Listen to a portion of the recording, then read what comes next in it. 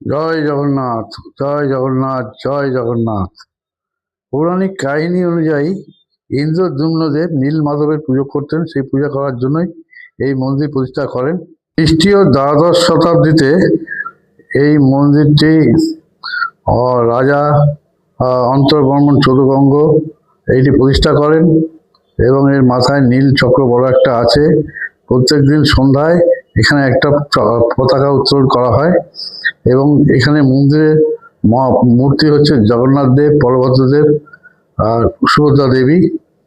এই মন্দিরটি প্রথমে শাক্ত মন্দির ছিল, পরে এটা চৈতন্য মহাপ্রভুর সময় থেকে এটা বিষ্ণুর সঙ্গে যুক্ত হয় জগন্নাথ দেব।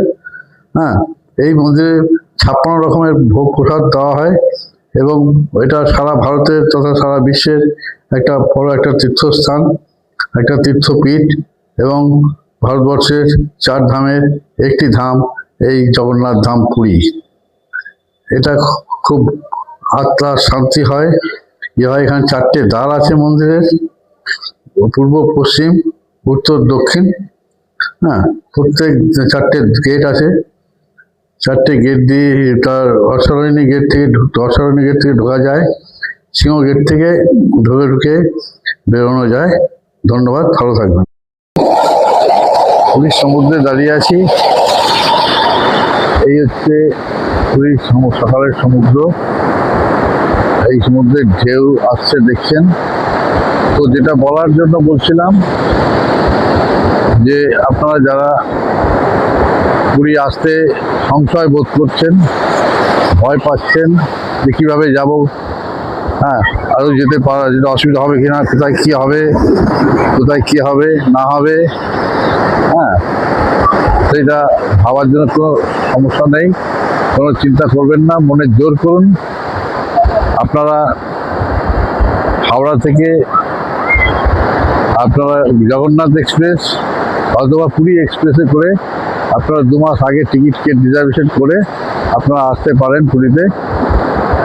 অথবা আপনারা যদি ওই ট্রেনে না পান তাহলে আপনারা চাইলে খুর্দা রোড নেমে চেন্নাইগামী, দক্ষিণগামী যেসব ট্রেনগুলো আছে খুর্দা রোড নেমেও ওখান থেকে পুরীতে আসতে পারেন। অথবা যারা বাই এয়ার আসতে চান তারা ভুবনেশ্বর এয়ারপোর্ট হয়ে ওখান থেকে বাই কার আপনারা আসতে পারেন।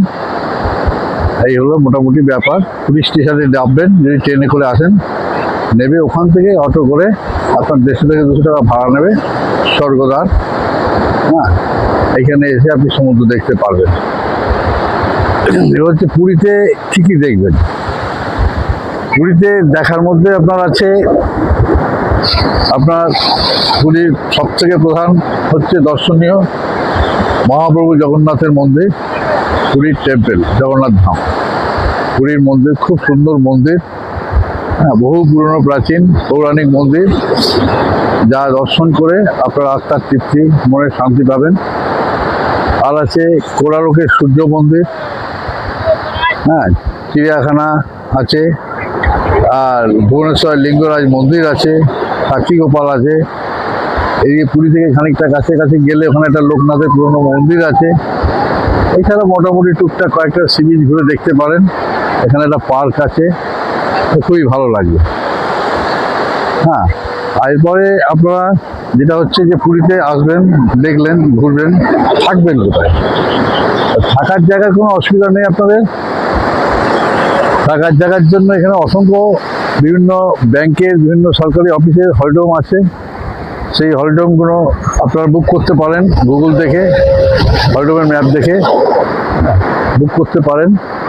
তো সেই এবং বিভিন্ন মানের হোটেলও এখানে আছে। এই স্বর্গদ্বার থেকে আরম্ভ করে আপনি লাইট হাউস এদিকে যেদিকে যাবেন, বা স্বর্গদ্বারের পেছন থেকে ওইদিকেও অনেক, পুরী থেকে আসার পথে পূর্বে অনেক হোটেল আছে, যেখানে হোটেল আছে, হলডোম আছে, আপনাদের সুবিধা মতো করে নিতে পারবেন। মোটামুটি কম দামের হোটেল ভেতর দিকে একটু গেলে আপনার 500 থেকে 4-5 হাজার টাকা পর্যন্ত হোটেলে পাবেন আপনি। খাওয়া দাওয়া মোটামুটি হোটেলেও পাবেন। আর হলডোম বুক করতে পারলে ওখানে আপনারা নিজেরা রান্না করেও খেতে পারবেন কম খরচে, আপনাদের সুবিধার মতো মন মতো খাবার তৈরি করে খেতে পারবেন। এই হলো মোটামুটি ব্যাপার এইদিকে। আর এখানে যদি আপনি সাইট সিন করতে হয় তাহলে এখানকার আপনি ট্রাভেলসের সঙ্গে যোগাযোগ করে এখানে আপনার সেভাবে যেতে পারেন, অথবা নিজেরা ক্যাব বুক করে যেতে পারেন। খাওয়া দাওয়া মোটামুটি অনেকটাই খারাপ নেই, ভালোই আছে। আর কেনাকাটার মধ্যে এখানে বিভিন্ন রকম আছে, যারা সাবধানে চলাফেরা করবেন। হ্যাঁ, আর মোটামুটি সবাই দেখবেন, আশা করি আমার এটা আপনাদের দেখবেন, এবং যদি ভালো লেগে থাকে তাহলে এটা লাইক করবেন, সাবস্ক্রাইব করবেন, এবং পাশের অবশ্যই আইকনটা টিপে দেবেন যাতে আগামী ভিডিওটা আপনারা দেখাতে পারি। এই হলো আপনাদের পুরো ভিডিও দেখাচ্ছি। এই হচ্ছে, এইদিকে দেখছেন লাইট হাউস, ওই দিকে রাস্তার পাশে লাইট হাউস, এই সমুদ্র।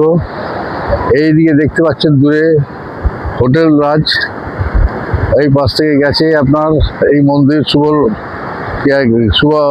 মিত্র ক্যাফে, শুভ হোটেল। এই দিক থেকে আপনারা দেখছেন ওই পাশ দিয়ে চলে গেছে, ওই দূরে দেখতে পাচ্ছেন ওইখানটা হচ্ছে স্বর্গধাম, ওর পাশে একটা শ্মশান আছে, মহাশ্মশান। আর এই সমুদ্রের পাড় সোজা চলে গেছে, এই সমুদ্র আপনারা ভালো করে দেখুন। সমুদ্রের সমুদ্রের ঢেউয়ের উচ্ছ্বাস ভালো লাগবে। প্রচুর লোক এখানে জমায়েত হয়েছে, সামনেই 25শে ডিসেম্বর, আরো প্রচুর ভিড় হবে এখানে। বিচ ফেস্টিভ্যালও হয় এখানে শুনেছি, আমি পেলে আবার দেখাবো। Thank you.